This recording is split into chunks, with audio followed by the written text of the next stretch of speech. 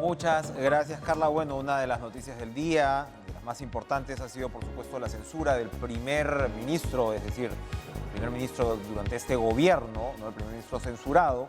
Se trata del titular de Educación, Carlos Gallardo. El Congreso, con 70 votos a favor, 28 en contra, si no estoy mal, decidió finalmente censurar a este ministro debido a dos razones fundamentales: la filtración de la prueba de nombramiento, ¿no?, de profesores. Por supuesto que esta fue rendida por más de 250.000 docentes, y lo que se han considerado designaciones inapropiadas. El ministro había reiterado que él no iba a renunciar, y a diferencia de otras circunstancias en las cuales el ministro o la ministra decide poner su renuncia antes de ser censurado, este no ha sido el caso. Palacio de Gobierno ya ha sido notificado, el presidente de la República tiene 72 horas para aceptar la renuncia del ministro Gallardo. Evidentemente, ya con esta página volteada, lo que hay que ver es qué viene. Y vamos a hablar de este tema con Alex Paredes, congresista de la bancada de Perú Libre, a quien le damos, como siempre, la bienvenida y las buenas noches. ¿Cómo está, congresista? Gracias por estar con nosotros, como siempre. Sí, buenas noches y muchas gracias por la gentileza. Bueno, lo primero, usted votó en contra de la censura al ministro Gallardo. Tuvo una intervención además muy crítica sobre quienes hacían las acusaciones. Cuénteme primero su percepción de lo que fue el debate y la decisión final de la mayoría del Congreso. Bueno, yo me reafirmo en todo lo manifestado en horas de la mañana, el día de la interpelación. Dada los años que ya tenemos involucrados en el sector de educación, más de 30 años, así que para nosotros no es novedad las cosas que ocurren en algunos aspectos, ¿no? Entonces nosotros tenemos que ser coherentes como docentes. Si yo enseño valores en las aulas, si yo al margen de docente soy profesional en derecho, entonces mis actos tienen que ser coherentes con lo que he sido formado. Y aquí no me va a cambiar estas cositas, estos motes de la política es así, el control político es así. Qué mal que el control político tenga antivalores, que tengamos considerandos falsos, sin medios probatorios. Debe haber un poquito más de sinceridad y no una hipocresía política que le hace daño justamente a la credibilidad ante los ojos de la población. Yo puedo citar solo 3 considerando de la manera más sencilla. En esta moción de censura se habla de que el señor Carlos Gallardo Gómez pertenece a la Federación Nacional de Trabajadores, o sea, a la FENATE. Es una afirmación, no es una condicional. Dice, pertenece. El profesor Carlos Gallardo no puede pertenecer a un sindicato de trabajadores en actividad, porque él es un profesor cesante. Primera afirmación, primera mentira, primera falsedad que ha sostenido el voto de esta censura. Una segunda, se dice, altos funcionarios del Ministerio de Educación han afirmado que la hija del ministro despachaba con los funcionarios. ¿Y cuál es la fuente? Una organización llamada Sudaca. ¿Cuáles funcionarios? Nombres, apellidos, ¿cuáles? Tercera falsedad. Se ha comprobado las irregularidades en el desarrollo de la prueba única nacional del concurso de nombramiento 2011 que serviría para determinar el ingreso de los docentes a la carrera pública magisterial. ¿Cuáles son esas irregularidades? La filtración que responde el INEI, pues. Ellos han sido responsables de la impresión, distribución, encuadernamiento. Y lo final, que es lo que usted manifestaba en las 2 observaciones, con el calificativo de designaciones inapropiadas. ¿Qué señala el tercer considerando? Que como ministro de Educación, el señor Carlos Gallardo Gómez refrendó la Resolución Suprema 015, mediante la cual se nombró a Roy Carlos Palacios Ábalos, un integrante de la FENATE Perú. ¿Cuál es el medio probatorio? Yo reto y desafío a cualquiera. Saquen una constancia del Ministerio de Trabajo y Promoción del Empleo, donde se demuestre que el profesor Roy Palacios tiene inscripción mediante una ficha o mediante un padrón de afiliado. O sea, estas falsedades pueden servir de sustento para ofender la trayectoria de un profesional de educación que solamente cometió el pecado de ser ministro y estar 2 meses aproximadamente en mandato? Eso es patético. Bien, nos quedan claros sus argumentos. Ahora, ¿cómo observa algo que sin duda afectó al profesor Gallardo, que fue el hecho que él se haya manifestado de manera abiertamente crítica con los concursos de nombramiento y que luego se produjera esta filtración? Eso lo complicó definitivamente. Fíjate, este proceso no lo ha iniciado Carlos Gallardo. Esto lo explicó el señor del INEI cuando asistió a una convocatoria de la Comisión de Educación y señaló que el 28 de mayo se firmó un convenio con la anterior gestión, con el anterior ministro, y que en ese convenio hay cláusulas que se tienen que honrar y cumplir, salvo que uno quiera asumir penalidades. Y ahí se le entregaba el control absoluto al INEI, a quien vamos a investigar. La Comisión de Educación, yo voy a proponer una investigación exhaustiva a esta institución, que es la preferida de todos los procesos de los exámenes de nombramiento, contratación, ascenso de escala. Siempre está el INEI. Y por este trabajito gana más de 80 millones. Vamos a ver si los trabajadores que están en el INEI les corresponde recibir un segundo ingreso del Estado y no habrían vulnerado el artículo 40 de la Constitución. El INEI también se defendió, ¿no, congresista Paredes? El INEI pudo defenderse entregando la grabación del proceso. Uy, tenemos unos problemitas técnicos, vamos a ver si podemos recuperar la comunicación con el congresista Alex Paredes, que bueno, nos ha planteado de manera muy tajante, ¿no?, las críticas a esta censura que, como sabemos, pues se ha dado por 70 votos a favor, 28 en contra. Por supuesto, no es la primera censura que pasa por el Ministerio de Educación. Congresista Paredes, ¿lo tenemos ya? Perfecto. Sí, ¿cómo está? Excelente, lo escuchamos bien, ahora sí. Decía yo que sobre el INEI. Ojalá se dé una presencia, ¿no?, nuestra.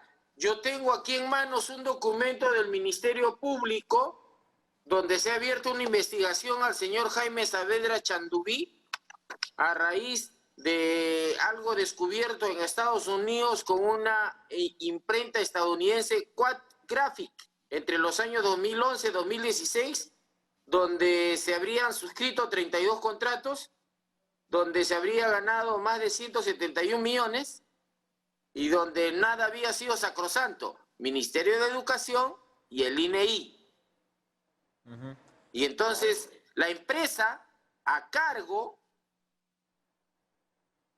Uy, estamos con algunos problemas técnicos. Vamos a ir a una pausa. Hacemos una pausa.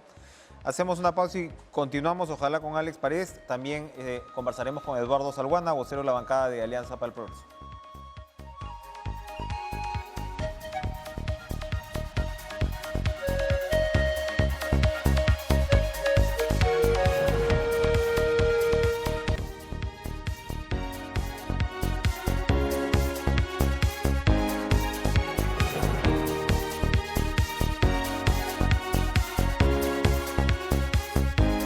Volvemos con el congresista Alex Paredes de la bancada de Perú Libre.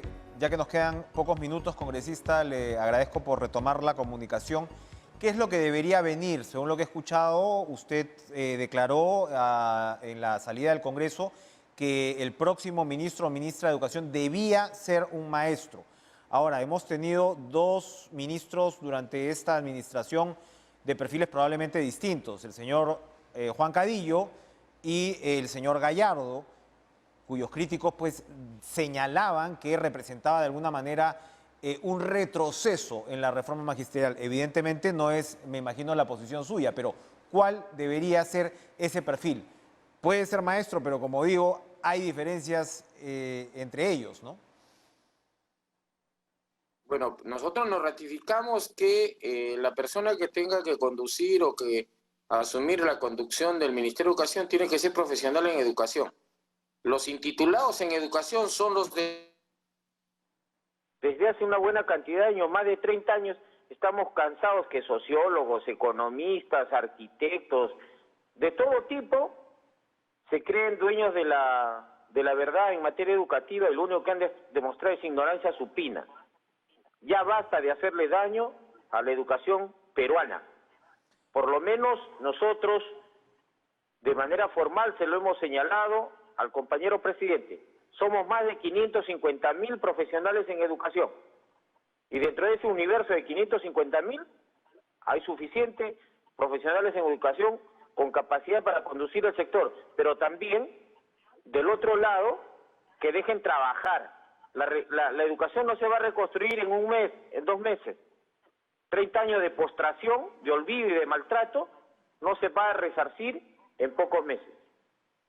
Ahora, ¿cómo devolver la mirada, congresista Paredes, digamos, a una suerte de consenso donde quede claro también que en el centro de la educación está el alumno, ¿no? Todos estamos de acuerdo que el punto que nos debe unir o el punto que nos debe preocupar debe ser el alumno, justamente por ese estudiante que se habla de manera oral o con enjuague bucal, que sean coherentes pues en sus actos. Si quieren aportar, aporten, pero que no vengan a obstaculizar con críticas que lo único que demuestran es ignorancia. Dejen reconstruir la actividad educativa. Hay preocupación por este tema del daño que ha hecho la educación a distancia, la virtualidad, con gobiernos irresponsables anteriores que nunca aseguraron tener instrumentos de conectividad en las instituciones educativas, a pesar que el artículo correspondiente de la Ley General de Educación del 2003 ya hablaba de educación a distancia. Pero claro, como entran intitulados en educación, no les interesa. Ahora, esto no es nuevo, esto se debió suplir. Más allá de la educación a distancia, por supuesto, y la coyuntura dramática de la pandemia y la urgencia por regresar a clases presenciales, ¿qué pasa? Me parece que en Perú Libre hay una línea muy crítica, ¿no?, con respecto a lo que ha sido la reforma magisterial. ¿Qué es lo que corregirían en todo caso? ¿Cuáles son las urgencias desde esa perspectiva? Lo que hay que hacer con esta mal llamada reforma magisterial, porque ha sido una destrucción de la vida del magisterio, porque aquí lo único nuevo es la famosa evaluación, el mito de la evaluación.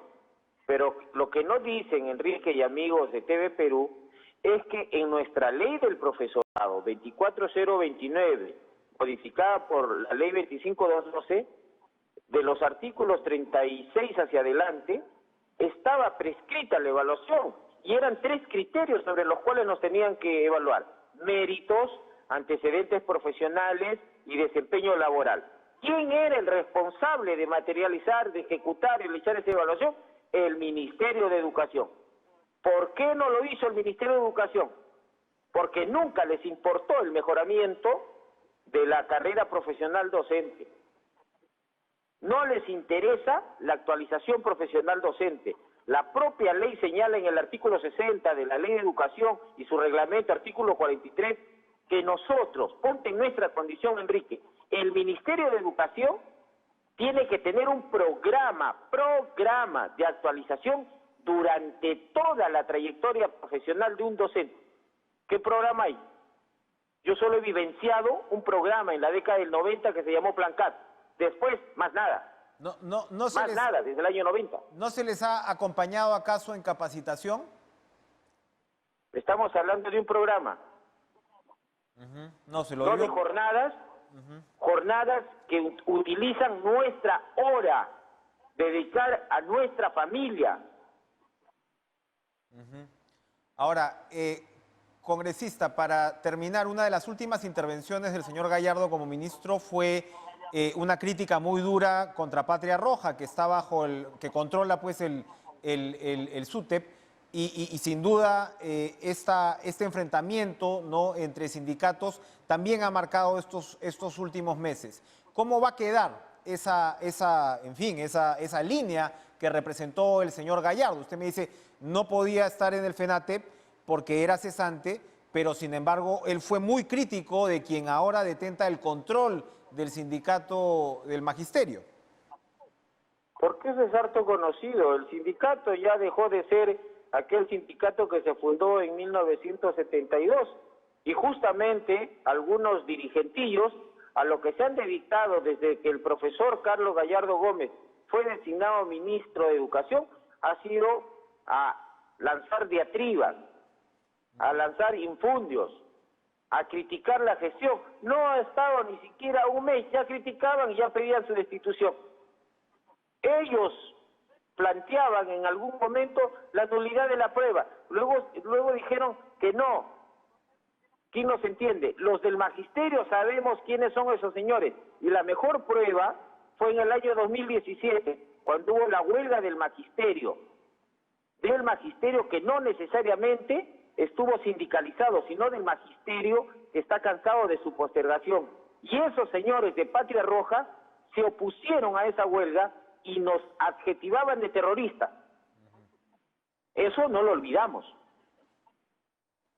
Y huelga que catapultó, por cierto, al actual presidente de la República, y usted ha colaborado con él. Usted, profesor, congresista Paredes, ¿asumiría, de ser el caso, el reto de ocupar el Ministerio de Educación?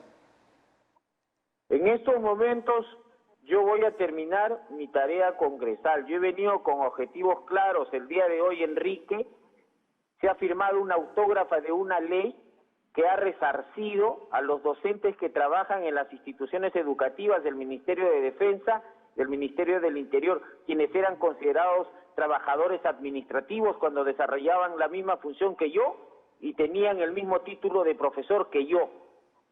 Tengo todavía en perspectiva proyectos de ley. Bien. Y eso es para mí más importante que ser ministro de Educación. Gracias por la sinceridad, congresista Alex Paredes, de la bancada de Perú Libre. Gracias por acompañarnos. Vamos a ir a una pausa, pero regresamos con, me imagino, una perspectiva distinta. Eduardo Salguana, vocero de la bancada de Alianza para el Progreso. Volvemos.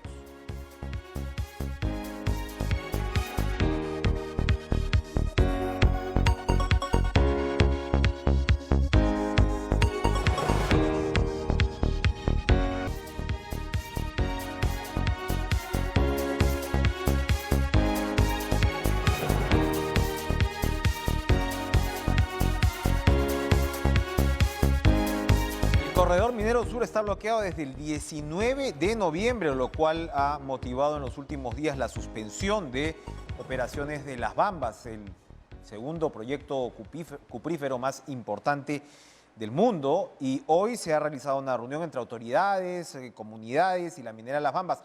Reunión que tuvo también un preludio complicado porque las comunidades exigían que solo fuera entre el Estado y las comunidades. Finalmente se han sentado las partes en la mesa, pero en realidad todavía, por lo que sabemos, no hay acuerdos.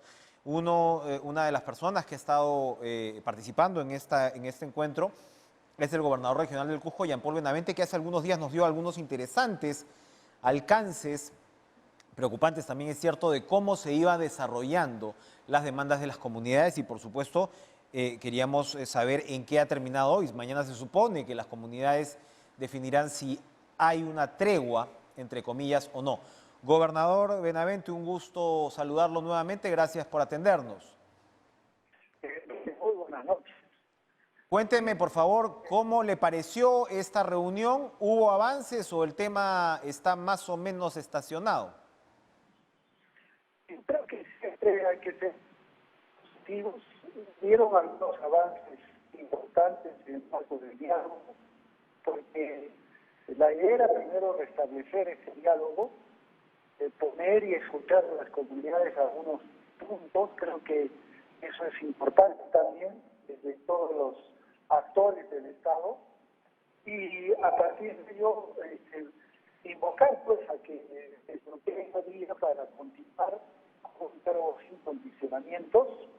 Ellos van a evaluar seguro entre hoy y mañana esa posibilidad, y aparte de eso empezar a resolver el problema de manera integral.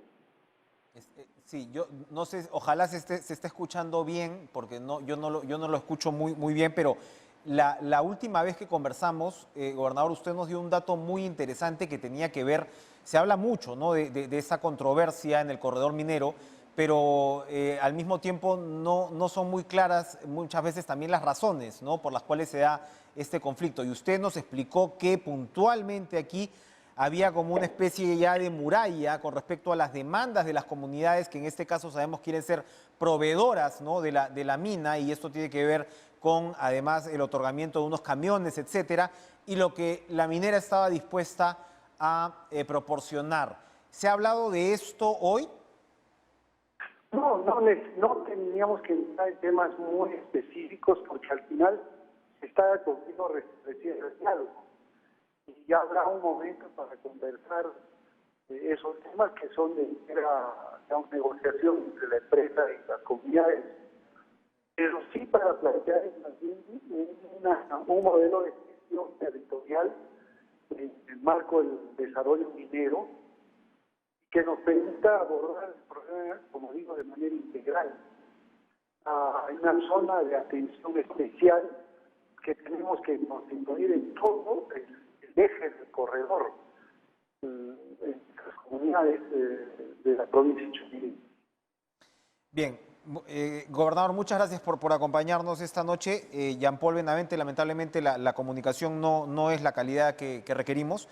Vamos a ver si nos podemos volver a comunicar. Gobernador regional del Cusco, bueno, lo que nos ha dicho entonces es todavía más preocupante, o sea, ni siquiera se ha llegado a los puntos específicos de la negociación. La última vez que nosotros pudimos conversar con el gobernador, él nos comentaba que al menos el trascendido habría que ver efectivamente hasta dónde se ha llegado, si era pues una negociación de alguna manera informal.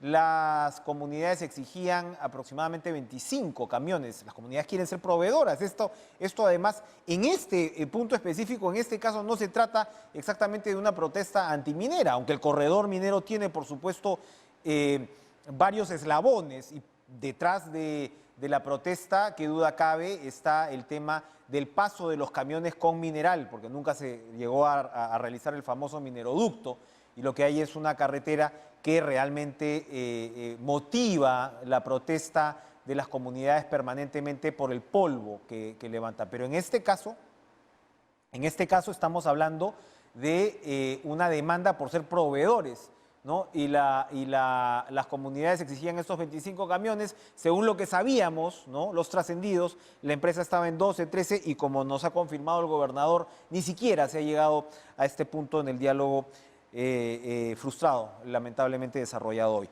Vamos a darle la bienvenida, vamos a ver si después retomamos con el gobernador Benavente, vamos a darle la bienvenida a Eduardo Salguana, vocero de la bancada de Alianza para el Progreso, primero para retomar la conversación sobre la censura al ministro de Educación, Carlos Gallardo. Hemos conversado hace algunos minutos con Alex Paredes de Perú Libre, que sin duda se ha mostrado pues indignado con esta decisión del Congreso. Congresista Salguana, gracias como siempre por atendernos. ¿Cuál es su conclusión? ¿Está bien censurado el ministro Gallardo? Enrique, buenas noches. Mira, la bancada de Alianza para el Progreso tomó la decisión de respaldar la moción de censura porque consideramos que hay una serie de desaciertos y una cadena de errores en el Ministerio de Educación que lindan inclusive con temas de corrupción. Y además de ello, consideramos que el ministro no le ha dado al sector una ruta clara, ¿no?, un plan de gestión coherente, y hay una serie de elementos que nos hacen ver que un sector tan importante como es educación para el país no puede seguir en las manos de una persona como el ministro hoy censurado, ¿no? Creemos que es una decisión correcta del Congreso de la República y el presidente tendrá que designar a otro funcionario. Esperamos que sea pues competente, que conozca el sector y que nos garantice, por ejemplo, el retorno a las clases presenciales en marzo del próximo año. Ahí hay un evidente, digamos, pugna, ¿no?, en términos de precisamente qué es lo que se viene, porque estamos hablando de un sector que sí supera, me parece, el 20% del presupuesto nacional. Es realmente importante los recursos dedicados a educación, a pesar, ¿no?, de que falta por supuesto, más todavía recursos, pero bueno, eso es lo que hay en el presupuesto nacional, con la presión tributaria, etcétera, etcétera. Y escuchamos al congresista Paredes que demandaba prácticamente que el próximo ministro sea también un maestro. Nada digamos, de economistas, como fue el caso de Saavedra, tiene que ser un maestro.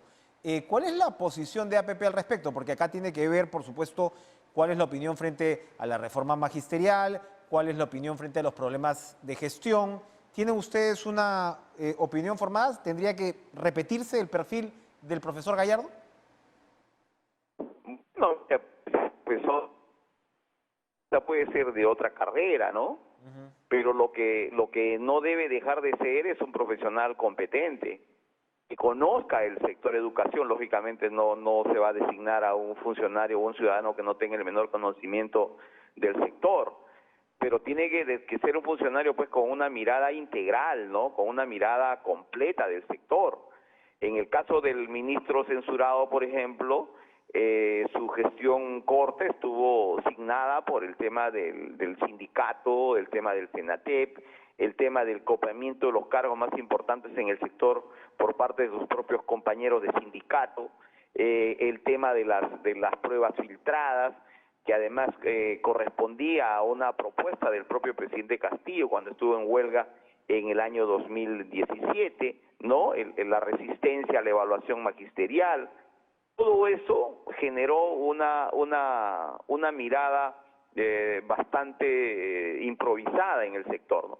Entonces puede ser maestro como exige mi colega Alex Paredes, pero tiene que ser un profesor pues competente, que conozca el sector a cabalidad y que tenga una mirada pues no solamente sindicalista, sino una mirada educativa, ¿no? De fortalecer el sistema, de trabajar por mejorar las condiciones de los maestros y sobre todo pensando en la educación de los niños y jóvenes, pues de los millones de niños y jóvenes del Perú que están en etapa escolar. Sobre la mirada sindicalista, precisamente los miembros de Perú Libre, la llamada ala magisterial, demandan de algún modo poner en el centro los intereses de los maestros. Y dicen, sí, claro, el alumno está en el centro, pero ¿qué tanto ha afectado esta evidente pugna sindical, ¿no? Lo recordábamos, la última intervención, creo, del ministro Gallardo como tal, ha sido una crítica muy frontal al SUTEP. Claro, ese es otro elemento, ¿no? Durante la gestión ha habido una confrontación directa con el sindicato más antiguo, más clásico, que es el SUTEP, que es la competencia, digamos, en el gremio magisterial, ¿no? Y se olvidó el manejo, digamos, de infraestructura, el manejo educativo, el manejo curricular, el manejo de garantizar el retorno a las clases presenciales en marzo próximo. Entonces creo que el ministro Gallardo se perdió en ese escenario sindicalista, ¿no? No le supo dar el vuelo que corresponde a un sector tan importante como es la educación, ¿no? Inclusive en el tema de educación superior no tuvo en la conferencia de prensa que dio anoche, me parece, una propuesta clara en torno a esta contrarreforma universitaria, a la pretensión de modificar los integrantes de la SUNEDU, el tema de la ampliación de plazo a las universidades que no han obtenido el licenciamiento. El ministro no ha tenido una posición clara al respecto, ¿no? Entonces, todo eso nos mostraba un titular del sector que en realidad no tenía una mirada completa, integral del sector. Así que esperamos que quien lo reemplace sí lo tenga. Ahora, el presidente Castillo lo nombró y el presidente Castillo, digamos, emerge en medio de estas luchas sindicales, por llamarlo de alguna manera. ¿Usted cree que el presidente Castillo cambie el perfil del ministro? Y lo pregunto además porque el ministro anterior, el señor Cadillo, tenía efectivamente, siendo maestro, un perfil bastante diferente al del señor Gallardo. El sesgo sindical, si lo queremos llamar así, no estaba tan presente, eso era definitivo. Efectivamente, y en el caso del primer ministro, por ejemplo, había una aceptación, no digamos generalizada, pero de amplios sectores, ¿no? Fuera del grupo político de Perú Libre, ¿no? Se veía como como un maestro competente, como un maestro con trayectoria, un maestro con una visión no tan sectaria, ¿no? Como el que entró el ministro ahora censurado, ¿no? Y precisamente por no tener esas características es que fue removido del cargo, que según él mismo declaró, se enteró pues por un WhatsApp, ¿no? De una manera un tanto irrespetuosa. Lo que nos hace ver que el presidente tiene que dar una mirada distinta ahora a la designación del ministro de Educación y quizás si haya cambios en los otros ministerios también, ¿no? De convocar a ciudadanos independientes, capaces, competentes, que sepan o que tengan la capacidad de generar consensos en otros sectores de la población. Porque el presidente se ha estado refugiando para designar ministros y funcionarios de alta importancia en ciudadanos de su entorno político, de su entorno amical, ¿no? Entonces eso no le está ayudando.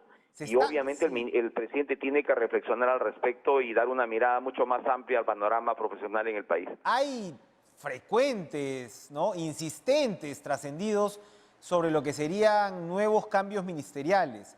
Cuando APP ha tenido la oportunidad recientemente de participar en las conversaciones con el presidente Castillo, ¿le han especificado cuáles son los ministros que debería cambiar? Y si es así, ¿nos podría decir cuáles considera su grupo político que tendrían que ser relevados?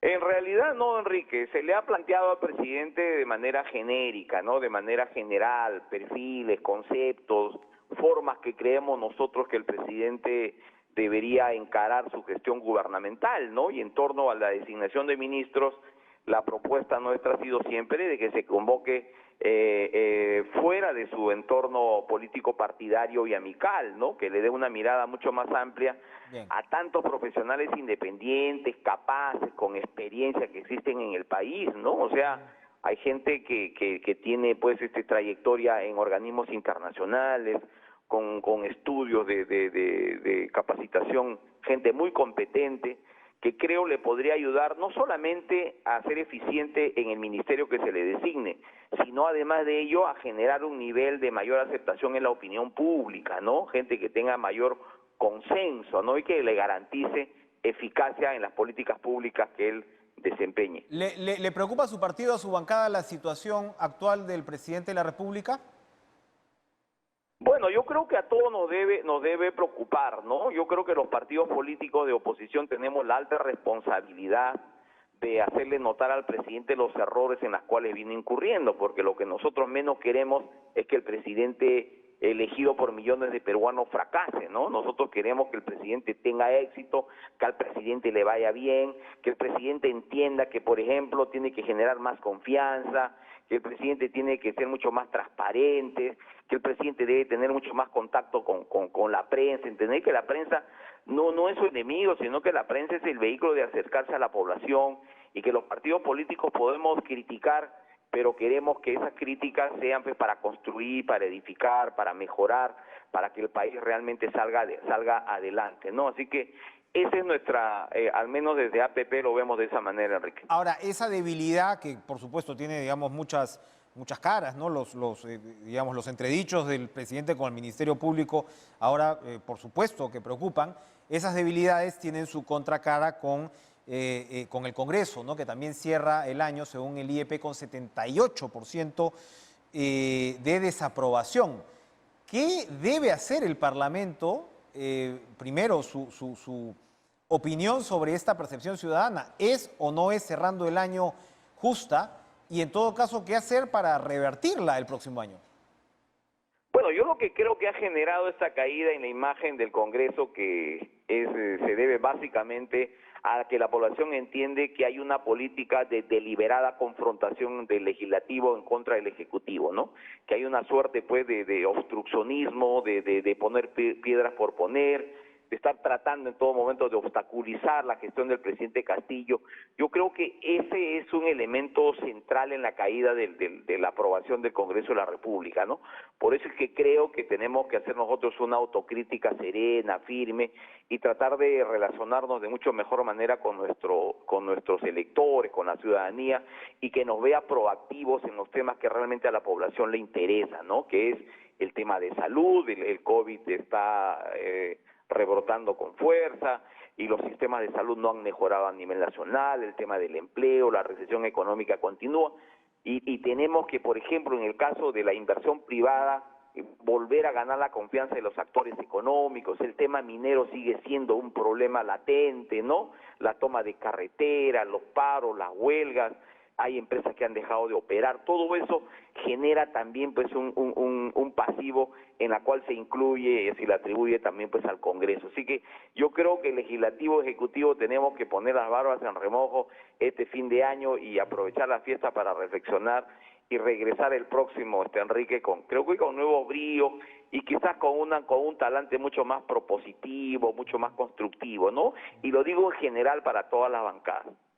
Bien, congresista Eduardo Salguana, vocero de la bancada de Alianza para el Progreso. Gracias por su intervención y ojalá, ¿no?, efectivamente sirva entonces para estas fiestas para tomar aire. Vamos a cambiar de tema, porque más allá, por supuesto, del coronavirus, de lo cual espero vamos a hablar de todas maneras, hay una alerta en Loreto por el brote de influenza. Son pues enfermedades, por supuesto, que cada tanto reaparecen en nuestro país de manera preocupante, y con toda la atención del sistema de salud, o casi toda la atención del sistema de salud puesta, por supuesto, en la pandemia, hay, ¿no?, estos factores que nos preocupan sobremanera. Vamos a conversar con Raúl Urquizo, decano electo del Colegio Médico del Perú, a quien le damos la bienvenida y, por supuesto, le preguntamos en primer lugar sobre esta alerta. Doctor Urquizo, buenas noches.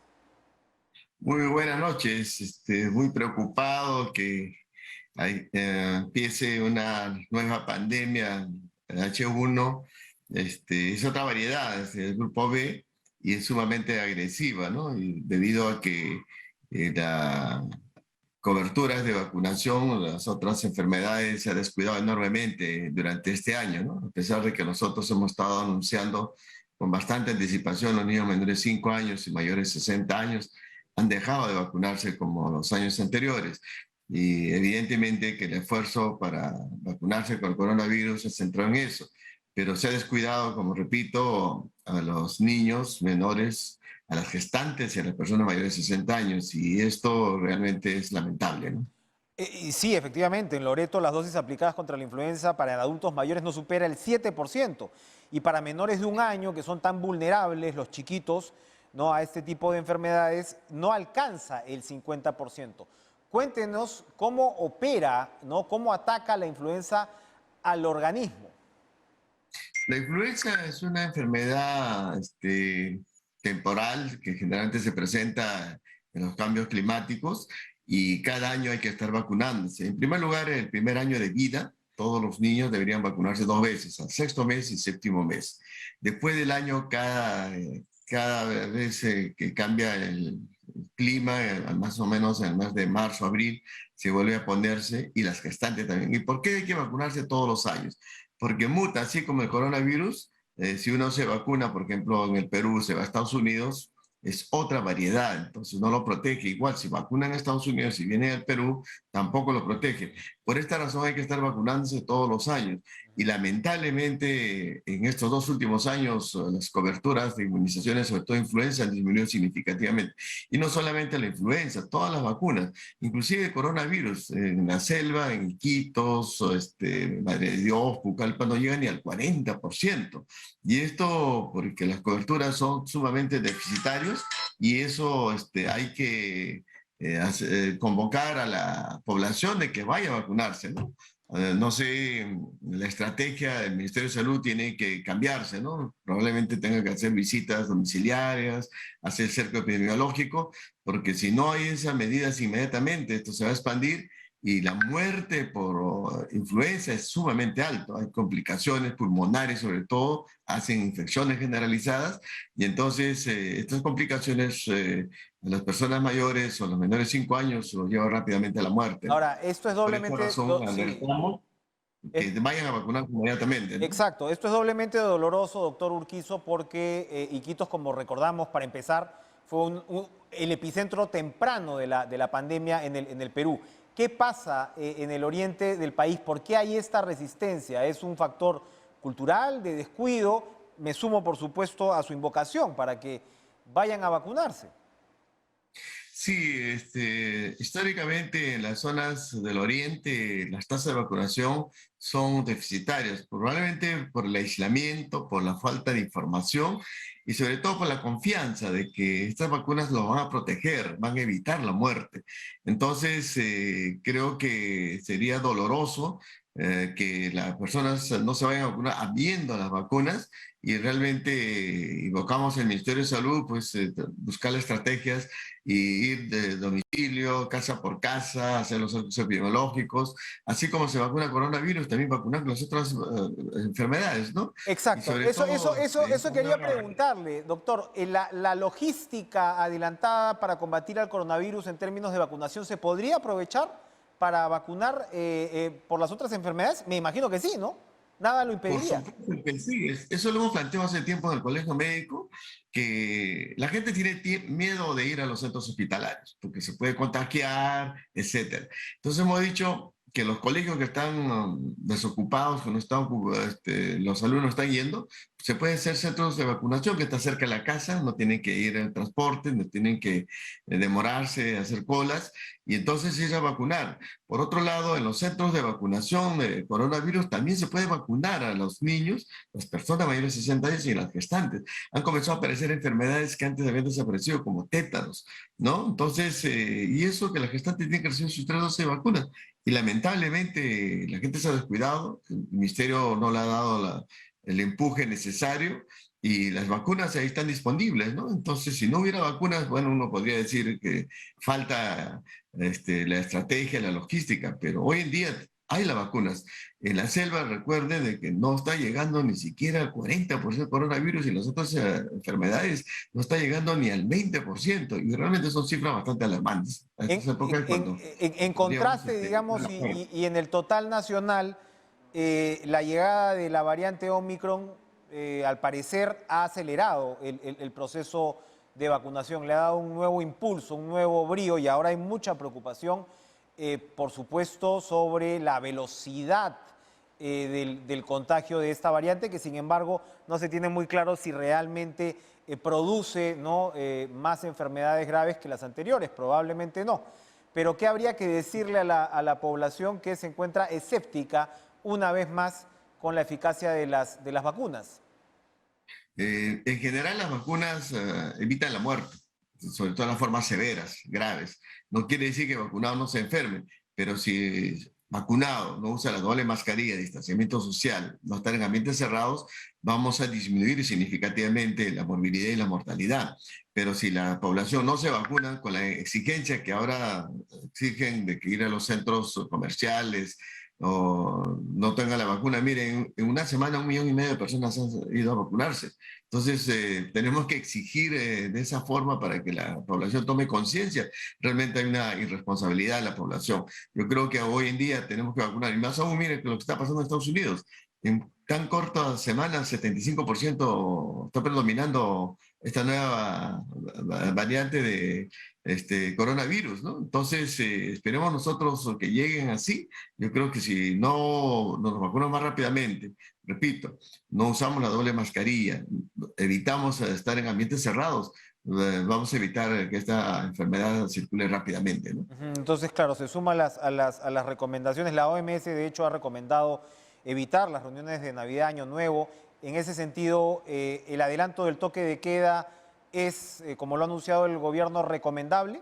¿Es una decisión correcta? Es bien complicado porque cómo evitar las reuniones familiares, ¿no? Si no es hasta la 1 de la madrugada, van a comenzar a reunirse durante el día y en la noche se van a retirar a sus domicilios, ¿no? Pero lo que sí hay que recomendar es evitar estar en ambientes cerrados y que toda la familia use la mascarilla, ¿no? Porque no sabemos que uno puede ser un portador asintomático, puede contagiar rápidamente. Recuerden que esta variedad en corto tiempo infecta a más personas. Y eso realmente es lamentable. Ya están apareciendo fallecidos en Israel, en algunos países, y creo que no esperemos como hubo el año pasado, que se descuidaron la población general, el mismo ministerio, y la segunda ola nos golpeó enormemente. Tenemos una de las tasas de mortalidad más altas en el mundo, ¿no? Y eso porque faltó vacunas, La gente no fue a vacunarse y además no creen que la importancia de la vacuna. La vacuna protege, cualquiera sea la marca. Y la mejor demostración tenemos los profesionales de salud, por ejemplo, los médicos, son 551 médicos que han fallecido. Más de 500 médicos sin ninguna vacuna porque no existía en ese momento. Claro. Entonces, la evidencia es de que con esta vacuna que recibimos Sinopharm, la tasa de mortalidad disminuyó significativamente. Y ahora con la tercera dosis están mejor protegidos. Inclusive han acortado el tiempo para proteger a la población y eso es bueno. Y hay que ir a vacunarse porque las vacunas están disponibles, la vacuna lo tenemos y en enero van a empezar a vacunar inclusive a los niños, ¿no? Y creo que eso es bastante positivo, ¿no? Y hay que seguir impulsando el proceso. En su condición de decano electo del Colegio Médico, ¿cuál es la agenda que ustedes le van a proponer al sector público, al Estado, para efectivamente coadyuvar a la recuperación del sector? ¿Cuáles son los puntos claves que tendría que tomar en cuenta el gobierno frente al sistema de salud? Primero, la reforma de salud es una demanda urgente, ¿no? Porque ha desnudado el estado precario que existe en el país, ¿no? Infraestructuras inadecuadas, médicos insuficientes, especialistas muy pocos para atender, han aumentado camas UCI, pero insuficiente. Los hospitales siguen siendo centros de hacinamiento, no se han modificado mayor cosa, y creo que eso tiene que haber una reforma profunda en la cual debemos participar todas las instituciones. El Colegio Médico debe participar, la sociedad civil debe participar. Entonces yo creo que esto, que no sea una promesa más de los políticos de que la salud es una prioridad y cuando llegan al poder se olvida, porque por años el gremio médico hemos estado luchando por mejores condiciones de trabajo, mejores servicios y sobre todo trabajar en la parte preventiva. Más se han enfocado en la parte de tratamiento y no en la parte de prevención. Mire, con las vacunas que se ha estado aplicando por muchos años, desaparecieron enfermedades como sarampión, difteria, tetas, una serie de enfermedades. Y eso gracias a ¿qué? A la prevención.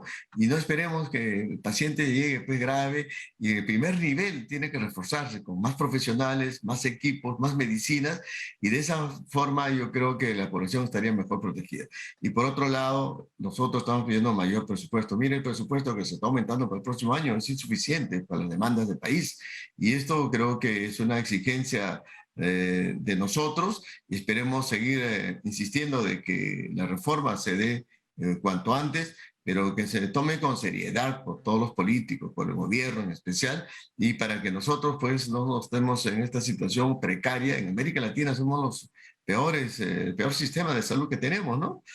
Malas remuneraciones, presupuestos insuficientes, malas gestiones, el primer nivel de atención totalmente abandonado y creo que eso necesita un gran cambio, ¿no? Ahora cuénteme, sí, precisamente hasta hace poco fue el propio ministro del titular del sector, el señor Ceballos, que se quejó, ¿no? del presupuesto prácticamente.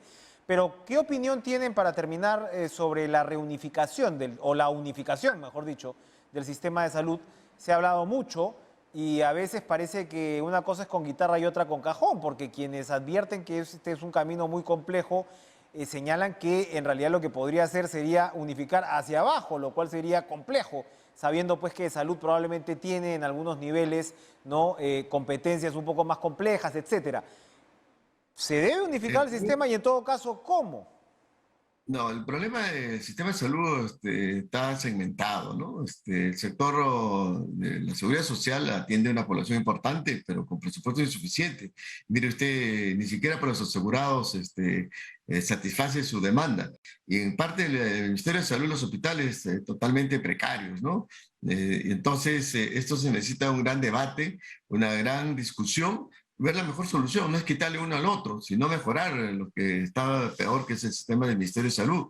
Y por otro lado, los servicios, como repito, de primer nivel, son deficitarios, ¿no? Y esto necesita una discusión a profundidad, no simplemente hacer una unificación en el papel y después al final no funciona.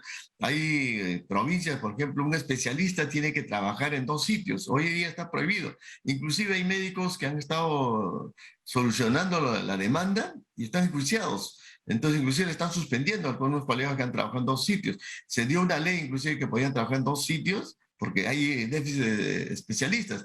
¿Y cuál es la consecuencia? Que no los reglamentan hasta ahora y a los médicos los están sancionando el Poder Judicial, suspendiendo inclusive su trabajo cuando ellos han salvado la vida, han puesto, como decimos, su vida, salvando la vida de otros, y hoy en día están enjuiciados y eso es totalmente injusto.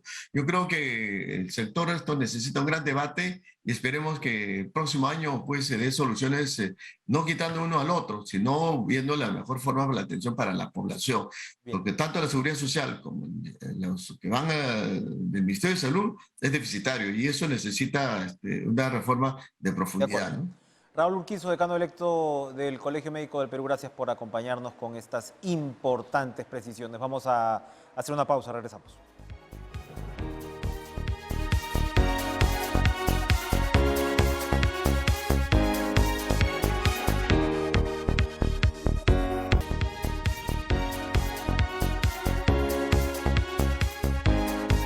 Pudimos conversar hoy brevemente, en realidad, con el gobernador Benavente, Jean Paul Benavente del Cusco, ¿no? Él estaba en ruta, nos llegó a explicar que en esta reunión para poder salir de la crisis del corredor minero no se había todavía aterrizado realmente decisiones, pero a ver, la primera ministra Mirta Vázquez ha dado a conocer que ella ha invocado a las comunidades a deponer esta medida de fuerza. Ahí la vemos a ella, ¿no?, comunicándose de manera remota en esta reunión, a deponer la medida de fuerza que tiene pues más de un mes bloqueado el corredor minero desde el 19 de noviembre exactamente, ¿no? Y lo que ha ofrecido es ella misma encabezar una comisión de alto nivel que pueda conversar y negociar directamente con las comunidades el día 30 de diciembre. El gobernador Benavente, a quien vemos en pantalla, ha exhortado además también a las comunidades a deponer esta medida para evitar la declaratoria del estado de emergencia en la zona, que por supuesto llevaría pues ya a tomar, ¿no?, otras medidas pues para poder finalmente pacificar, ¿no?, y desbloquear el corredor. Así están las cosas. Se supone que mañana habrá una respuesta de las comunidades al ofrecimiento de la primera ministra y a definir pues si finalmente se van a lo que llamaríamos en estas penosas circunstancias una tregua.